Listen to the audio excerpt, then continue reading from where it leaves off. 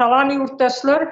Men şu başımdan geçiren, başımıza gelip duran bir nägileliklerimizi şu yerde kardeşlerim bilen paylaşak. Benim ağamın oğlu Ataberdiyev Ihlas Moskva işlemeye gitti. O yerde kaçak olup gezenden son dokument düzeltipdir. Dokumentim arşivi, yasama dokument. Şoň üçin yakalandy, onu içeri aldılar, tutukladılar. Sonra 2,5 yıl veripdirler.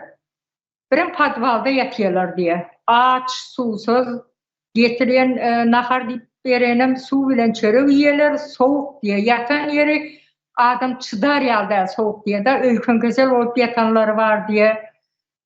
Şonyal ağır yağdayda yatanları var diye. O zaman ya şu yerde kesel olup ölüp gideceksiniz ya da uruşa gideceksiniz.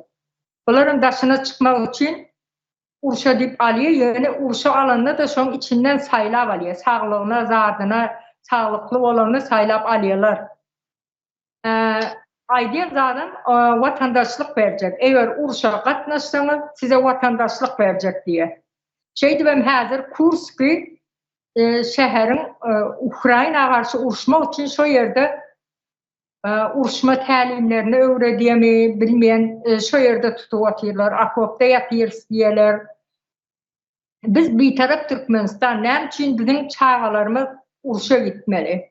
Hani bu Moskva'da konsulluk nerede ne için tutulan oğlanların yağdayına seyretmeye, şolardan haber almaya.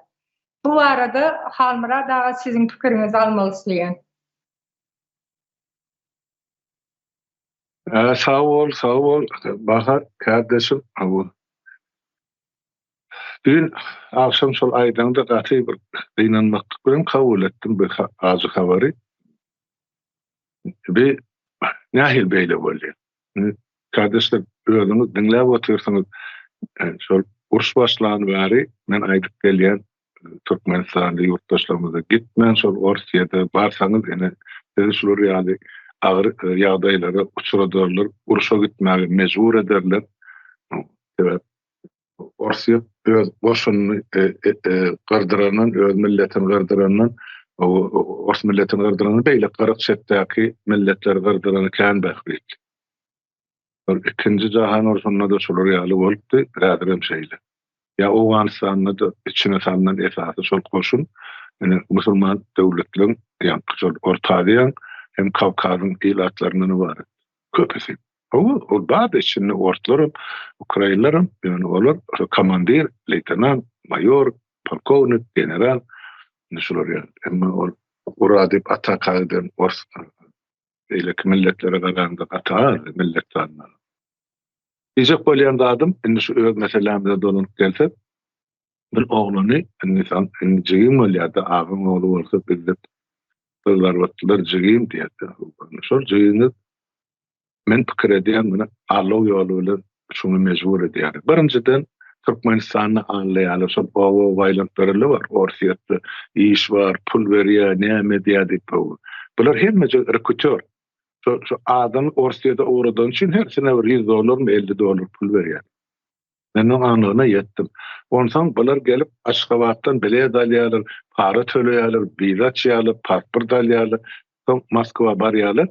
Ondan şu taýda kim ozonlar kontrakty barmy ýa çağıran yer bar bolsa, işe duran ýaly bolýar, ýöne bular eýem şu ýerli polisiýa tamojny bağışlı bir migrasyonlu gulluk ilerlap nerede ýaşaýany şeýle bu outline propiskasy bilen. Ondan wagty ýok, elinde pasporty ýok, güýdesi ýok. Adamlar özleri ýa-ni teklip edýärler, elinden pulny alyp biz size ine biri bereldi, amedeldi. Onun falşyby ýankysyny aýdyşyň. Onun bilýärler. Ne bular onun ally ne falşyby pasportun, bizanyň. Ene gelýärler de neden bir kanun ýaşap ben Orsiýatda dokumentlerin paddelk edip bunun üçin sen statýan bar, ne plan çeýildik. Mene akadip suwda edýärler de muňa ýyl kesýärler. Ondan onu seredin kanun mençe ýyl kesilen adam türme uğradılmalı ya koloniya. Ama bunu olsa getirip yer zeminine saklaýarlar. Bir topar adam bilen bilelikde az, soğuk, näme, sizin gurrunuzdan, benim gurrunuzdan sen tutup aýdyn. Näme üçin? Şunu mejbur edýärler. Şol ýeme uruşa gitmek üçin, ýa-da kontrakta gol çatmak üçin. Onuň bilen emma pelegi işidir diýip, belki şu taýda 4 ay bolsam hana biraz darlyga berjek diýýär. Yani türkmeniň sadalygy, şu taýdan gelip çykýan bilmezligi, kanunlary. Sen uruşa gidersiň de diýeri geler muňa taýda. Kim sana biraz darlyk berjek? Ara o şey dip bolugluny alap hana uğradyp durar özden mera Kurskyn etegine. Kurskyn ýerde bir Orsiýadyň öz içerki territoriýasy. Ene aýdyp berersiňiz oň ýerde näme kimle bilen gurluk edýänmi özüňiz goýsargyp. Mende ýöne men diýjek bolýan zadym uruşun şu mahal Orsiýat Ukraina uruşunyň iň pajygaly ýeri allym berdimde söwüşler Kurskda gidip dur. Kurskyn töweregine sebäp näme? Kursk Orsiýadyň territoriýasy. Putin şu taýdan başymrak Ukrainalary goýup çykarjak. Soňra Trump wezi pagelerine ola bilen söwdalaşar zat ýok da Ukrainalar bilen. Ene şol ýoksam Şumal Zelenski diýip biljek da o böyle gepleşige girmeli ordan men size ene Kurskyn gaýtaryp berýän. Size Ukrainanyň territoriýasyny gümbalyň boşun çekip çykaryň diýse haky bardy. Ma onu erki Kursk alınsa o mümkinçiligim diýär Ukrainanyň. Onun için o taýda alym berdimli söwüşler gidip dur. Yesir alýan adam ýok. Mesela orslar alınap geçip ana görünsüňiz bir näse video material. Yesir düşen Ukrainalar orslar ana itatanýal edip atyp otylar, alynaplar yesir.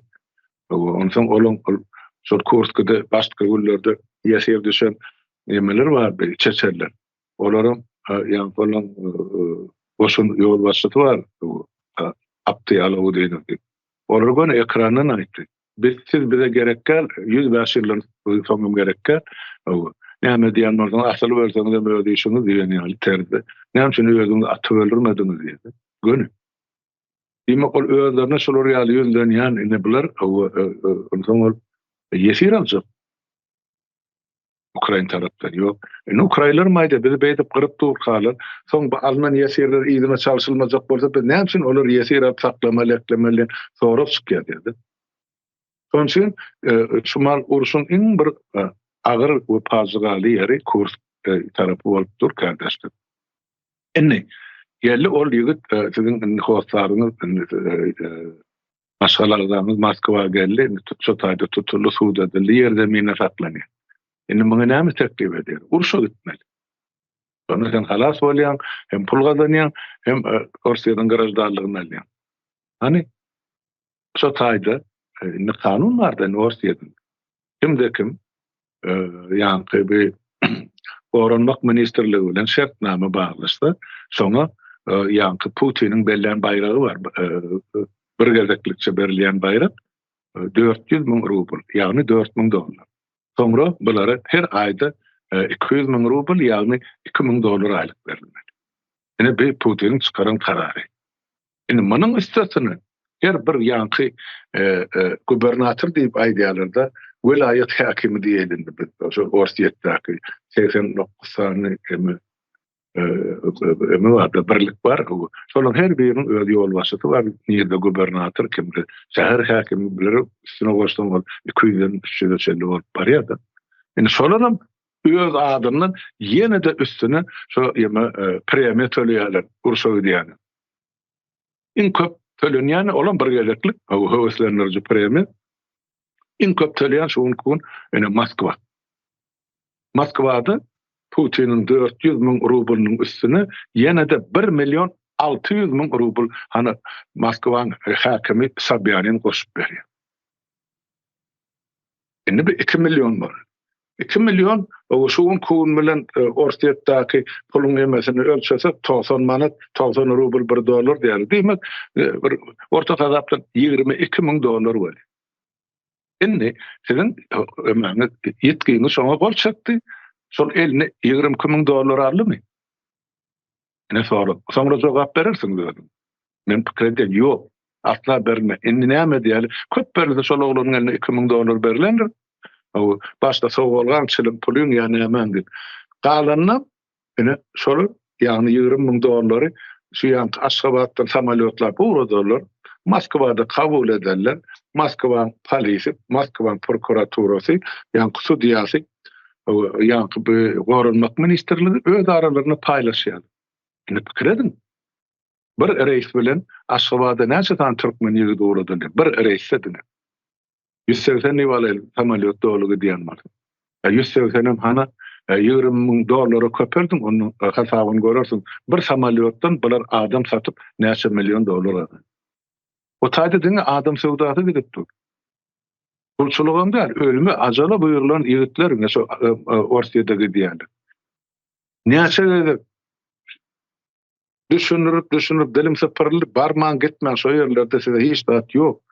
Kazanç yok. Kime badır, kime yoktur. Ol kadim zamanlar oturup yaşap berip şonurum yığınap berler gulluğu. 60 yaşa çellesini Orsiýanyň garazdallygyny alallar. Şolaram yığınap ber. Ya şolun oğulları ana uruşa gidip wepat bolanlary var men bilýän. Orsiýet tarapyna uruşup wepat bolanlar. Ene ýagdaý şuňaly.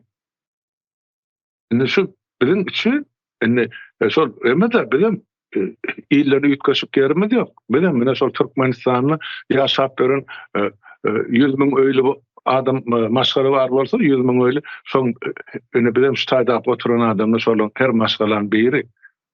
Demek bizim öz maşgalamyzdan hana bir ýerde şey edenekledip uruşa sokdular.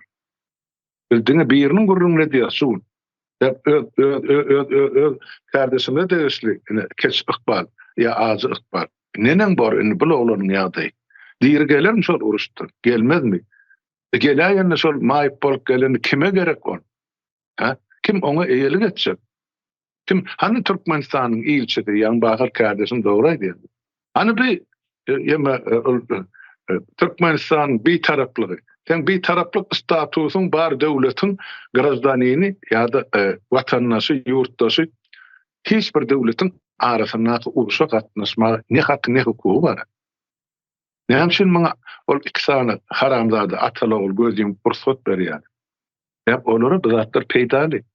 Ýurdun içinde gül ýaly ýaşygitler çykaryp yani Mesarovka sokýarlar, Orsiýet Ukraina uruşuny. Demek ýurdun içinde soňra şolara garşy durjak erkek göbekli, yani jahil bilen ýaşygitler ýok. Ýa-da kim mal ýapalan? Durmuşa çykmadyk diýirler, ente durmuş bolmadyk, ya eli çağaly ýaş gelirler hali, ýa-da şolaň ene ýetim çağalar hali. Ene aňyrkalara da gerek şol, gyrnak gulatyp saklamak üçin ýurdun içinde garalar. Ene şeýdip bolar öz halkynyň gülüniň pürresini sakýarlar. Ene Türkmeniň tragediýasy näde? Şu näçe ýolam düşünüp aýdýanlar? Ýok, biz gazanç üçin gidýärdik. Nähil gazanç bolýar ýurtdaşlar. Siz gidip Türkmeni ýeke gezek barmak çommartmadyk, azar bermedik. Bir hiç bir tarapdan size bir ýüzüň üstünde burnuň bar diýmedik millete, ýani Ukrainalary siz gyrmaga gidýäňiz gazanç üçin, pul üçin.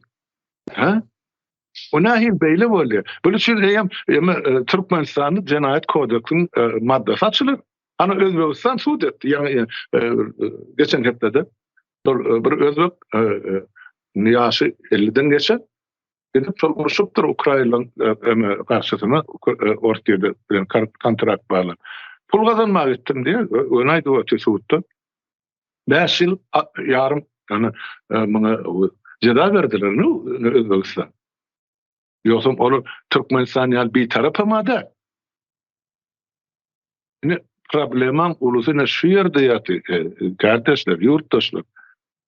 Sağ olun, Bahar Hanım, Ajahan Hanım, şu meseleni siz alıp bu gayrat tapıp ekrana çıkar, halk bilen paylaşıp oturmadı.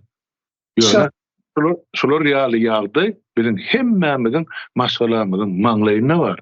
Kimsini ýurdun içinde bir bölür ýalar, kimsini ýurdun daşynda. Amra da ýeni bir zat belläp geçecekdim, sözüňizi mi böldüm ýoksa? Şu Moskvada var, Türkmenistanyň giden oğlanlar uruşa pul için gitjek bolup bar arza ýazyp berenler var diýe. Näme üçin şu Türkmenistanyň içinde Özbegistan ýaly karar çykaran akşular.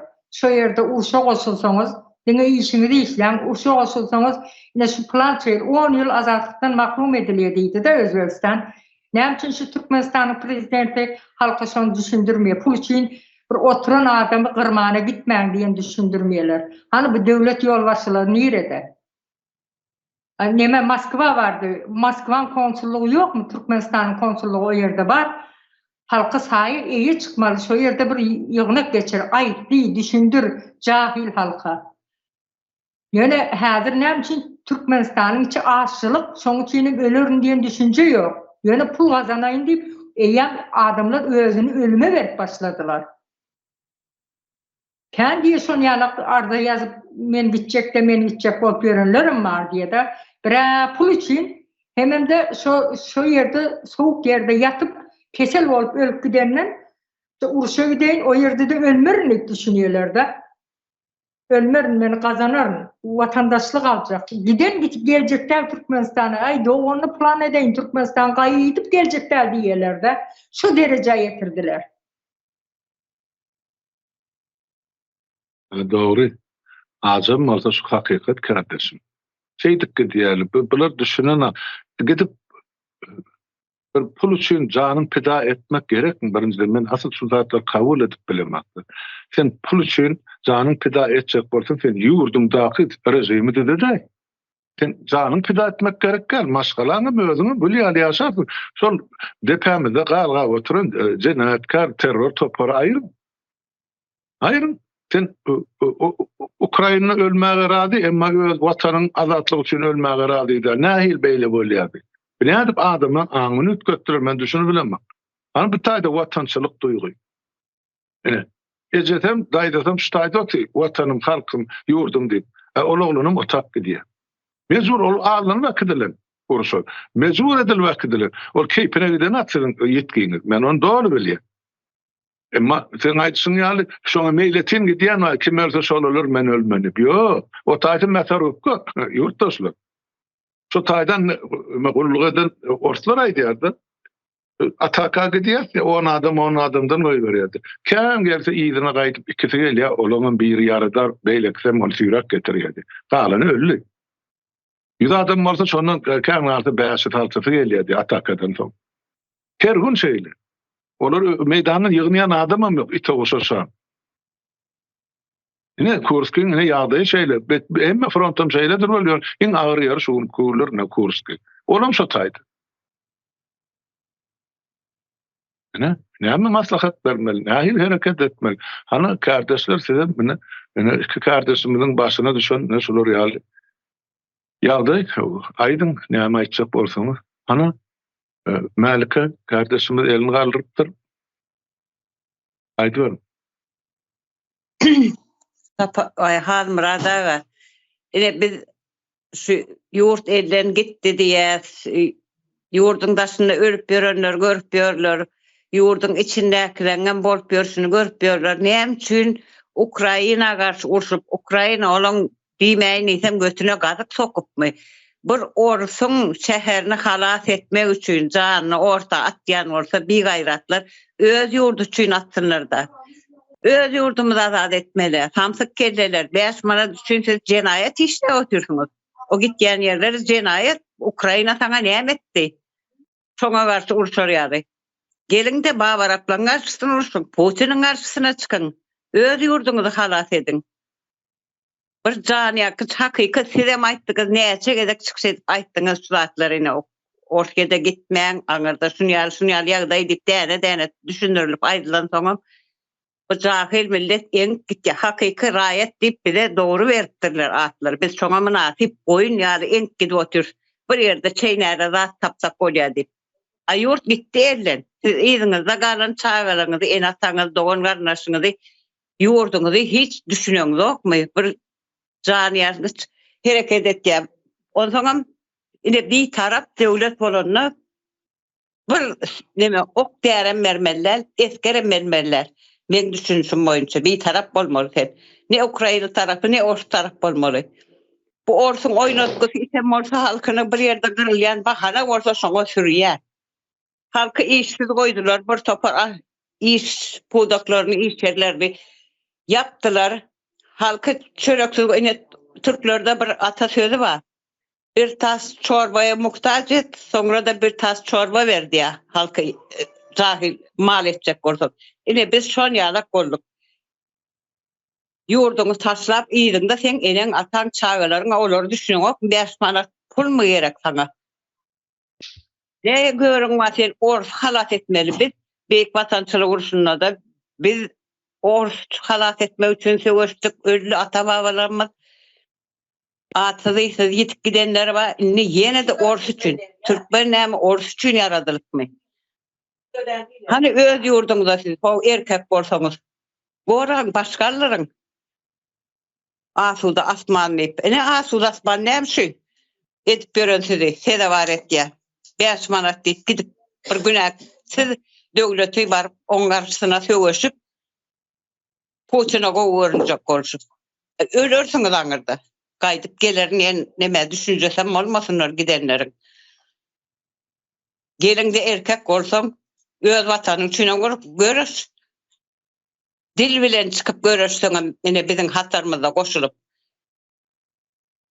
Gorkak biýayrat bolupdyr, prosto namys etýänmen şu türkmenligimi.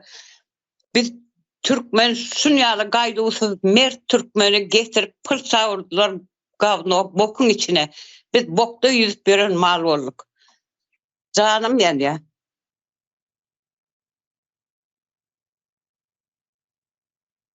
Ana Arslan kardeşim elini aldıktı.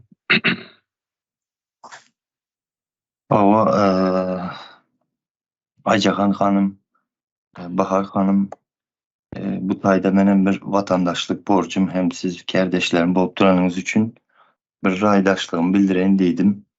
Ondan sonra da bu urşa goýarly oturan ýigitlerimiz, vatandaşlarymız biziň bularyň izine gaýtarylyp alınmasy üçin sesimi çıkartıp oturayım bu taýda.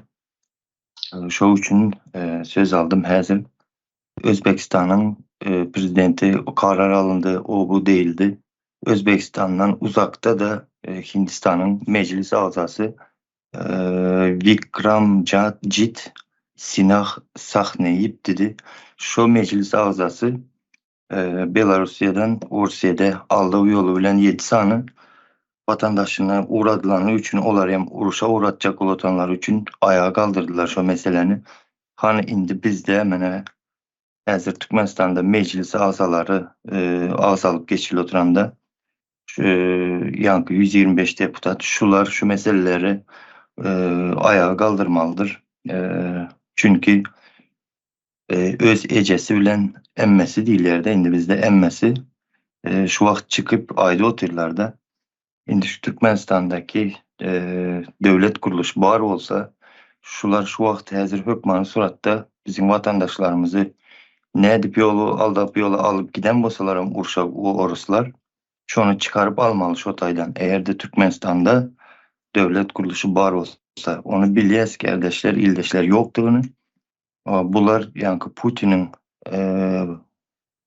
Kremlin'in yankı Ukrayna'ya rahat yaşap duran halkın üstüne çozandygyna şeriklik edip oturan Türkmen hökümeti de onu da bu taýda suud edip oturýarys belli bir derejesini. Ondan sonra yine bir zat aýtjaktym. Şu Rusya'da öňler gynçylykly gitmek. Häzir bolsa şu Rusya'da uğratma gaty ýeňilleşdirilipdir Türkmenistan içinde de. Bunu uğratmak üçün hem bir topar firmalar çıkıptır. Şu firmaları aýtjak bolýan da siz bizim vatandaşlarımızı yankı oyuna getirip emeli döredilen kriziste Türkmenistan içindeki kıyınçılıklardan bir çıkalgayalı edip pul işlemenin yolu edip görkezip bizim vatandaşlarımızı Rusya'da uğradıp dursunuzlar. Şu firmalar sizin hem eşitmedik deyip bahananız kalmasın. Bu taýda mene öz ejesi bilen emmesi aýdy otur. Bir wagt geler, wagty bilen sizin hem yakanızdan hostarları tutacakdır bu uğradıp duran adamlarınızı. Kıskaçarak şunu goşaýyn dedim. Sağ olun söz bereniz için. Evet, sağ ol Arslan. Hakikatdanım sen aýdýan sözüň gaty dogry. Türkmenistan bir tarap döwlet. Näçe Türkmenistan garaşdanyny Russiýadan ýa-ni Ukrainada alyp barýan urşuna gatnaşmaly. Bulan ilçeti var, bulan beýlik gurulmalary var, bulan ýa-ni gaýtşyn ýalyny meclisi var, goşadyrnak üçin näki. Bulan jenayetkar toporun başynda galgap oturun. Beýleki döwletlerde bir prezident bar bolsa bizde goşa kelleli prezidentler otur. Hani bular näme üçin çara görenaklara karar çykaranaklar? Näme üçin? Kurban olayım oğlu, yegenleri, beýlekileri, mezlitdekilerin çağalary oğul. Näme üçin bular gidip Ortiýadyň tarapyna uruşanaklar Ukrainada? Ha? Mesela Putin'in önüne yazılıp ýaty. Demek bu taýda da adam saýlaýaly.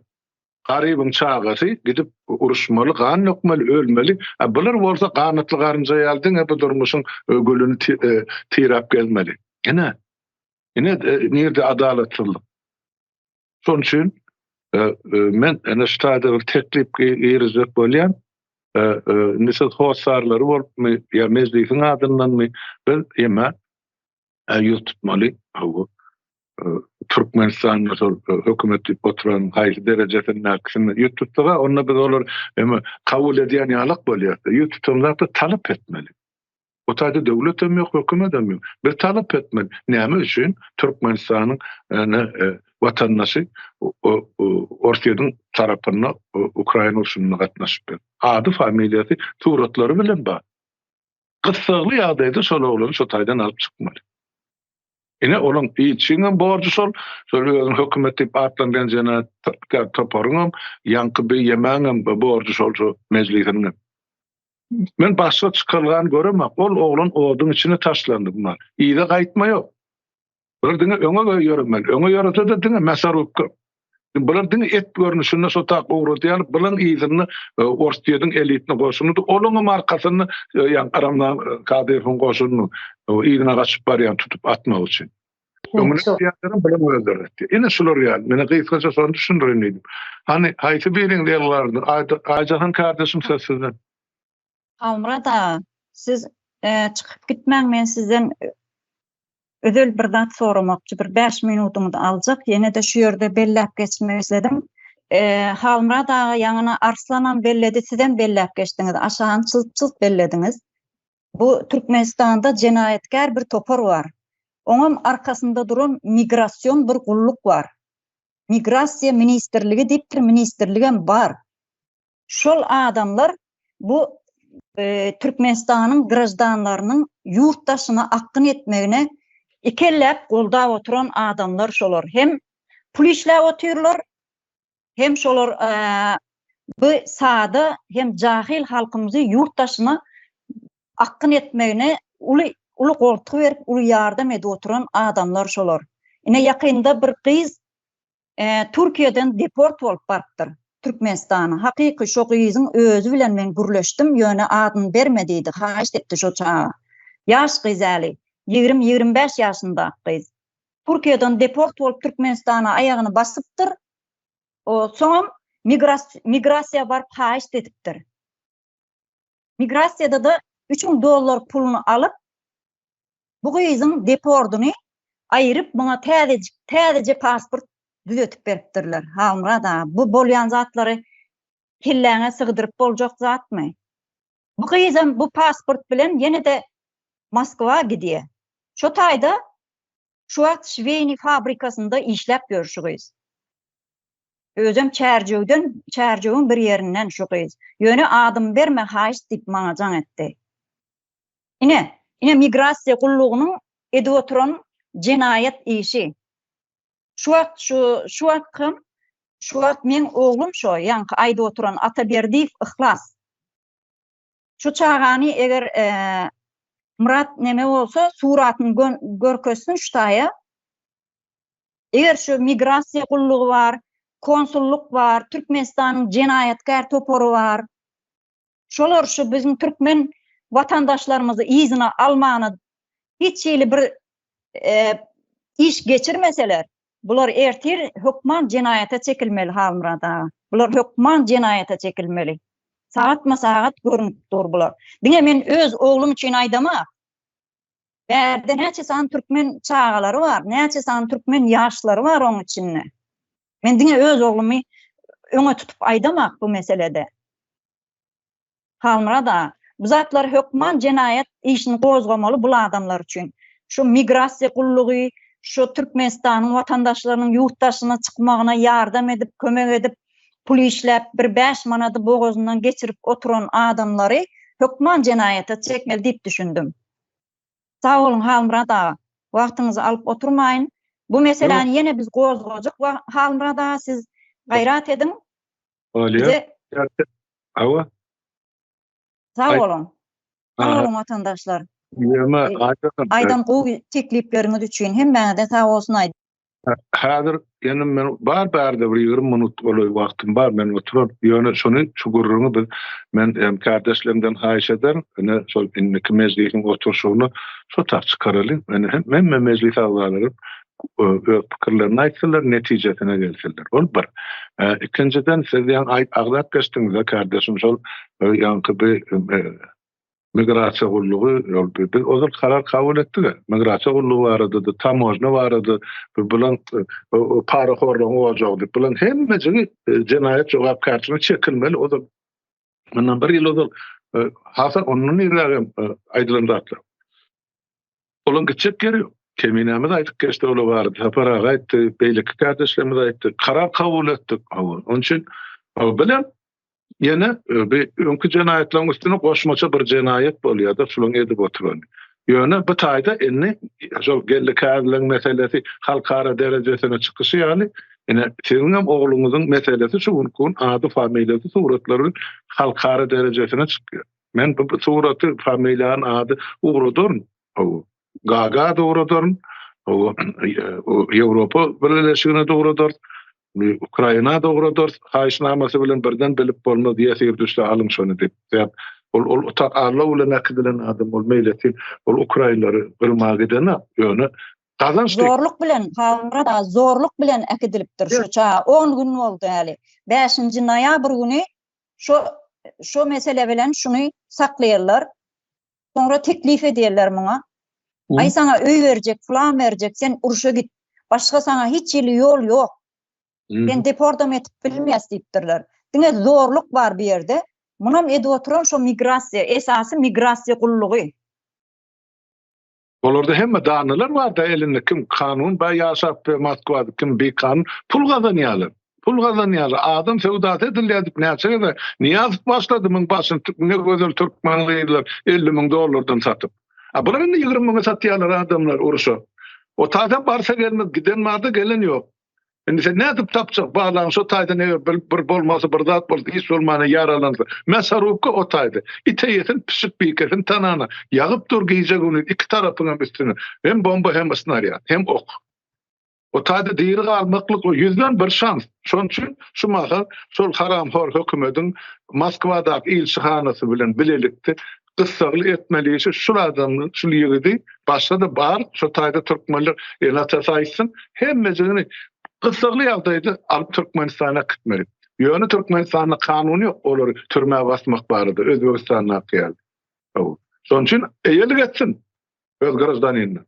Ya garajdanyny. İnsan Halmurad ağa bu insan kaçakçılığı bolýar. Merdan Muhammedowy elimizden oğlap ekitdiler. Bu Ruslara gitmegine yol açıp beren yankı aýdyp oturşum ýaly ilçihana, migrasiýon gulluk, jenayetkar topor. Hemmesi dilleşip ağızları bir eve görmän oturana Türkmen milletinin akyny edip oturşuny şu Orta Aziýadan iň köp giden Türkmenistan. O da Russiýa ine. Söwüşe bilerekden gönderip oturýarlar. Bilgeçleyin gönderip oturýar. Bilgeçleyin edilip durulan zatdy. Jenayetdi. Merdany ogurlap ekideni hemmesi insan kaçakçylygyna girýär bu. İnsan hukuklarynyň insan hakları guramasyna da biz arz etip bileriz bu meseleni. Bu meseleni biz entek dowam etjek Halmurad ağa. Şu ýerde men Melike Molluma ýene söz bereýin. Onu sen özüň alyp gitjekmiň. Bolýar, onu dowam etdirber o. Menim oturaýyn entek wagtyma men bar maşyna howat beren 2 minutdan gelýän. Başla ber. Men gelenim. Bor. Melike Mollum başlygyny siz aýtjak pikirlerinizi aýtdyň. Menemin şu taýda aýdaýyn. Daşary işler ministri Reşit Meredow'a. Bu suratlaryň içinde şolam. Umumy şu taýda döwlete baş tutup oturanlar konsul işgärleri hemmeňiz yüzlenip aýtýan şu ýanky ýigidimiz ve soňa meňzeş ağladylyp, äkedilip, zor bilen urşa uğradylan çağırır. Türkmen olsa umuman getirin Türkmenistana. Ol öz ýurduna bolmaly. Siz ýaş çağalaryny hem üçin ors üçin kullanjak bolýaňyz. Ors iki dowup bir galanmaz däl. Göni getirin. Bolmasa da ine Türkmenistana da sanksiýa girilmeli diýip men teklif etgen. Şonuň görünmeli insan hukuklary, goramalarym görüp oturlar. Orta şun padjeske oturany. Bolmasa ine Türkmenistana sanksiýa girilmeli. Häzir ine Türkiýe geljek bolsaň, Orsiýadyň 3-4 bahasy diýe. Türkiýe ýolçuk bilen, puluny bahasyny galdyrmak bilen kapady oturýarny, ýörüýte halk garyp, aç halk mecbur gitmeli etýär şol Russiýa. Hatta Özbekistanyň biledi häzir şondan neme diýe. Güýçlendiripdir, fiýatyny galdyrdypdyr. Özbekistan bolmasa ekädim goňuş ülke. Näçe Russiýany hat amat edip görke diýe. Halk aç bolan soň şotaýyp mejbur gidip çağaçyklaryny eklejek, gün güzeranyny görjek bolup gitýärler. Olary ağlawa salyp Orsiýa urşa goýberýär, ölüme goýber otur. Bu da insan hukuklary goramalaryna hökman ýüz tutmaly. Ya getirýäňiz şol çağalary ya da sanksiýa girilmegini size talap eder. O näme siz doğurdum eneler çağalaryny. Tamam ýalňyş ýere sen ýalňyş adamlaryň goýrugyny basyp ýörsiň. Babar apdylar. Biz bile oýnuňyz deňgelmez. Hakyky insan kaçaklygyna girýär. Aýjahan hanym dogry bellek geçdi. Bizim merdany uğurladylar. Merdany uğurladylar. Bularam uğurlamakdan ibaret der göni. Ay öyle gitti diýerler soňuna. Ýöne biz ayağı bilen gitdiler ayağı. Sen iş tapypdyr. Halkyňa eýe çykany. Döwlet adam üçin näme lozumgyň bar sen? Ana sen döwletliňi suwdet. Adamyň aradasyny etýäniň suwdet. Getir şo çağalary, getir. Göni 2 günde çykaryp bilýän şo taýdan özüňem. Çykar. Yeter şu çakaçeni bizim yurttaşlarımızın ölüsü yurttaşına galdy. Bezera boldun sen. O men 4-nji ýerde baýlykda diýip diýersiňe kakyp geýerip bezme. Hemme sen kimligiň sana otur, üstünden ölüp oturlar. Klowun, samsyk. Ýurda başaran ok, ýönetmäni başaran ok, halky genotsid edip, gyryp otursun her türledip. Asuda asmanyň aşagyna bolýan ine urşlara diňleň. Dinleyijiler sizem görüň nämeler bolup ber. Şoň üçin hem sanksiýa girildirmejek bolsam sen bu gidişde var ya. Sen o bir taraplyňam kaybedersin. Ne bil sada kanun bilemiz okmu ya seni dinleyenler, izleyenler, başka döwletler bilýänler öýtýän sen bozup oturan konstitusiýany. Niýeň sen bir tarap bolýamsyň? Şu oğlanları göne 2 günün içinden Türkmenistan'a getirmesen biz ýokary guramaları ýüz tutýas. Aýjahan hanym hemmemiz meclisde de karar verir suratları. Goý sanksiýa girsinler Türkmenistana. O üçin öz lemesini, öz sıçan pokuny özü temizlesin. Urşa başlamasa da bir gayrat. Türkmene güvenip başladım urşa. Biz Ukrayna bilen hiç alt vermedimiz yok. On ýa-da gidermen bolsaňyz onu Ukraina tarapyna gidin. Töweçe. Halka Allaha salyp gyryp ýör. Ine genotsid. Ine soýkyrym. Gorgaýlar men şunaý daýyn edim. Ormelikim oğlum sağ olun. Kardeşler şu yerde bir 5 minut gürlesek yani şu uzağa çekipdir da videoda. Yani halmrada da howlukmajyrak şoň üçin bu gepleşik entek dowam ederiz biz. Bu bir gepleşikde bitjek däl bu. Entek aýtjaklarymyz, içimizin pikirleri, bu jinaýatkar topary aýtjak kan sözlerimiz var. Onu biz dowam ederiz kardeşler. Şu yerde Bahar hanım size 5 minut wagt bereli.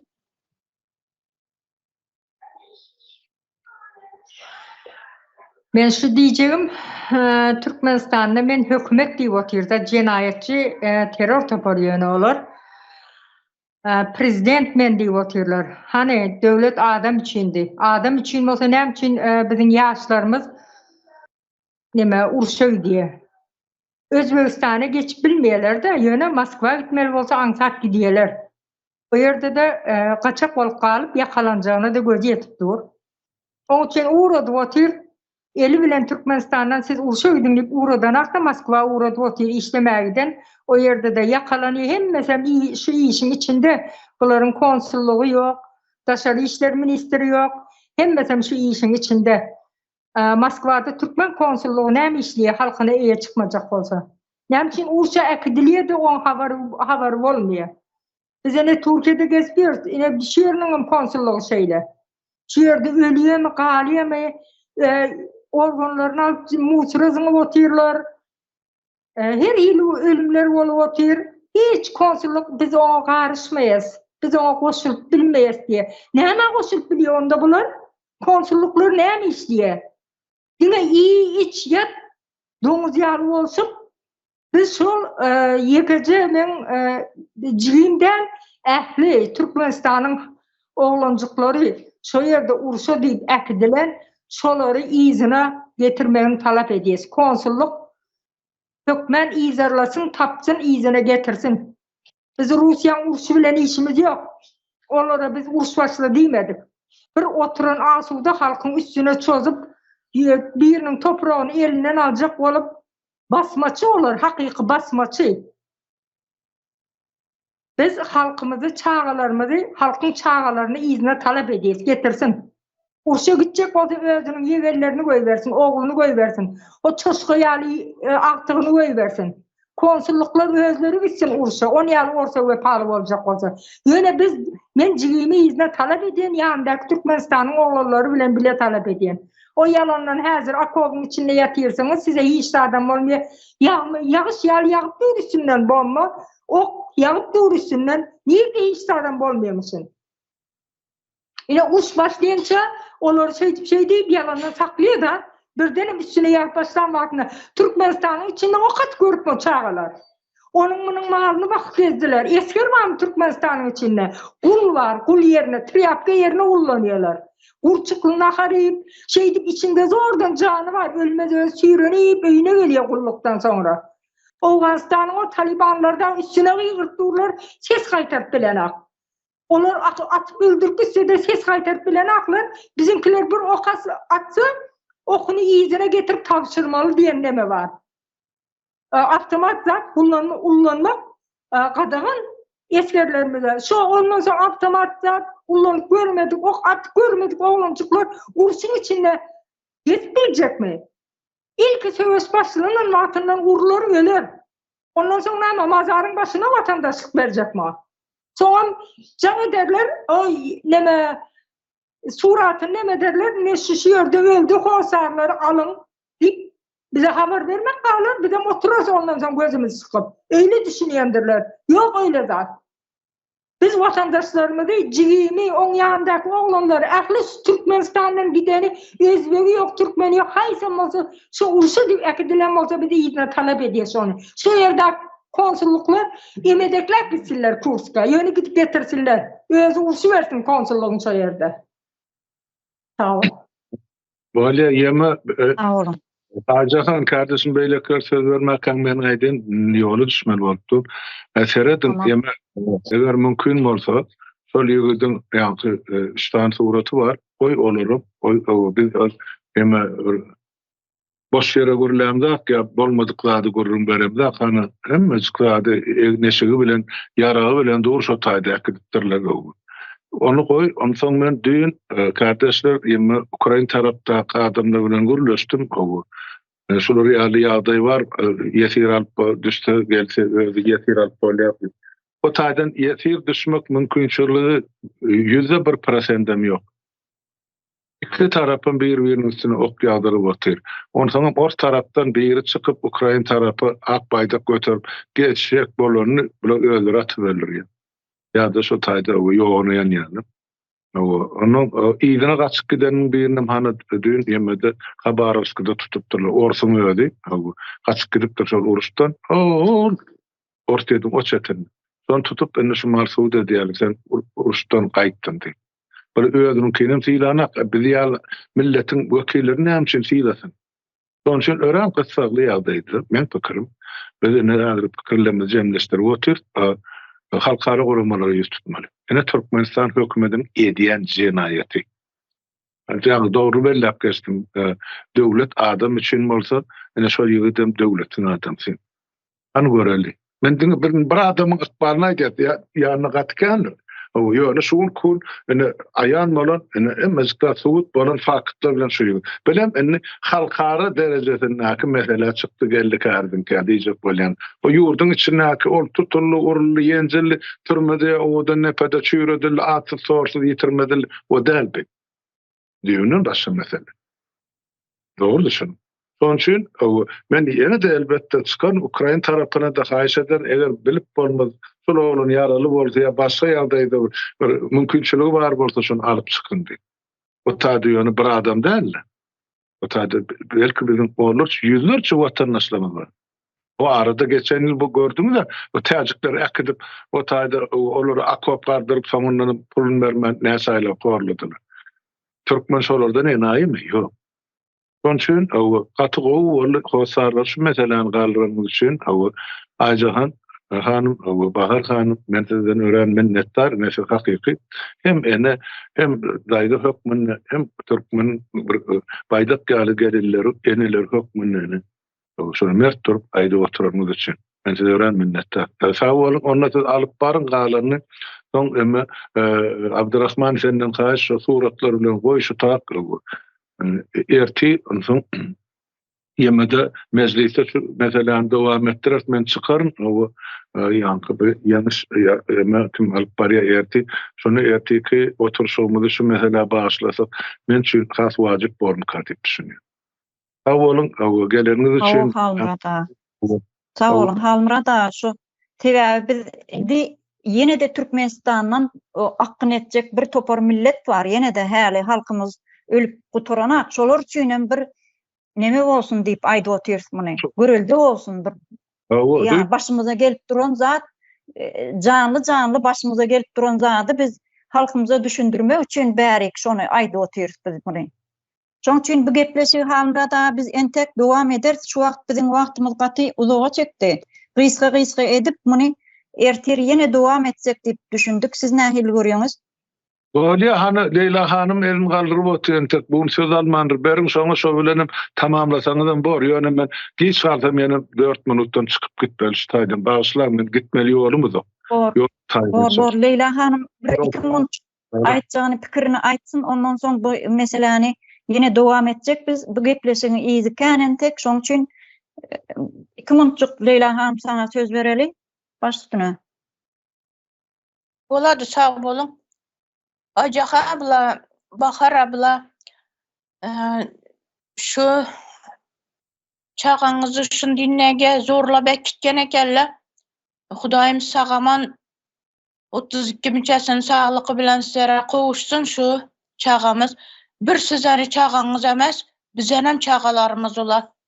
Bundan başka görünýär yurttaşymyzy çağalar getip oturypdy uruşa. Bize haberimiz bolgan bir sizi çağaňyz. Haberimiz bolmaýan turgan çağala görünýärlisi başörde. Şu indi men yüzlenesim gep turupdy, şu ýerde aýtasym gep turupdy halkymyza. Halkymyz çağalaryny ýyňnap alsyn. Gerekmidi urusny pyly bizere. Bizeni çağalarymyzy dişleri urusny pyly bilen çykkan emas. Her kim öz çağalaryny özleri yanında saklasın. Huda halasa taza Türkmenistanymyzy kurup bizerem pylly bolarmyz. Bizerem öz çağalarymyzy özlerimiz bakyp ullaýtyryp ne etermiz? Okuşly, ilimli, bilimli etermiz. Osunam Reşit Miridov diýen haramzada kaýsy göre bakyp oturtdy. Ne üçün bizeni halkymyzy, çağalarymyzy ündettirip satyp oturtdylar? Ondan başka halkymyzy pullaryny ýep durganlar, nepet gazlaryny pullaryny ýep durganlary az boldymy bulara? Bu eger de bize barınçaly Reşit Miridov bir sagama otursa, haram kulu yokatı vermese onu, haram kulunu göttünü hemme zatını açadı bu. Şunu üçün Reşit Miredov'nu bir sağama saklagayla bize barınca. Onu şunu gepletip bize, şundan bilip alamız, haram kulu nişetip geldi bir yere, nişetip çağalarımızını yokatıp oturuptu. Devlet adam üçün de, adam devlet üçün de, düşündettirip bizeni çağalarımızı yokatıp oturup mu? Gör niçelisini yokatıp oturuptu. Ana hazır men payma pay geplep turupman, ne üçün dese alcırap turupman, vaktimiz az boğanı üçün. Yani şu Reşit Miredov bir sağama otursun, bizeni keminemizi, Merdan Muhammedov'nu kaçırıp gitkendi, niçe çağalarını kaçırıp yokatıp verdiler. Niçe çağalarımızı uruşa yüverip yokatıp turuptu bula. Kanı halk üçün ne ettirganları bulanı? Halk üçün bula zulüm ötkazıp turuptu. Halkını yok etmek için, Türkmen degen milletini yok etmek için tırışıp turuptu bula. Halkımız hem gözünü açsın. Artık gerek miydi? Orusa gitken çağalarını çakırıp alsınlar. Öz yanında bolsun çağaları. Bizeni dişimiz orusunu pulu bilen çıkan yok. An şunu aytın dedim. Jaha abla yaxşı son alıp baramız, son aytamız kağalarını. Boladı sağ olun. Vatandaşlar, kardeşler sağ olun. Hemmenize gelip şu yere öz pikirlerinizi aydanmız üçün, kıynanç bildirenimiz üçün sağ olun. Bu gepleşigi ertir yine devam eder. Vatandaşlar şunun bilen şu gepleşigimizi şu yerde guturlayın. Çünkü Yok, uzun sürdür. Biraz Ben bir söz alayım. Şu Ursu aydarsın onu. Ursu akdilen oğlanlar var. Çolara da şu Ursu'dan yok, men Ursu'dan izime gidecek deyip ayıp bilmiyorlar. Ursu'dan at gaz ettin deyip o yerde atıp öldürüyorlar onu. Yine bu haberim geldi. Çünkü giden izine men izime gidecek deyip ayıp bilmiyorlar. Bu haberim geldi. Ses çıkarman diyorlar da bize ses çıkarman. Şolar yalak bir yerde atı öldürüyorlar. Yine konsulluk buna eşitsin. Barip el cihazı bilen sanap çıkartkaysın. Sağ olun. Doğru vatandaşlar hemen sağ olsun ayden. Bu yere gelip kızıklı gurrunlarınız üçün ertir yine devam eder. Yine de şu gepleşiklerimizde görüşen çek hemen sağ olun. Sağ olun.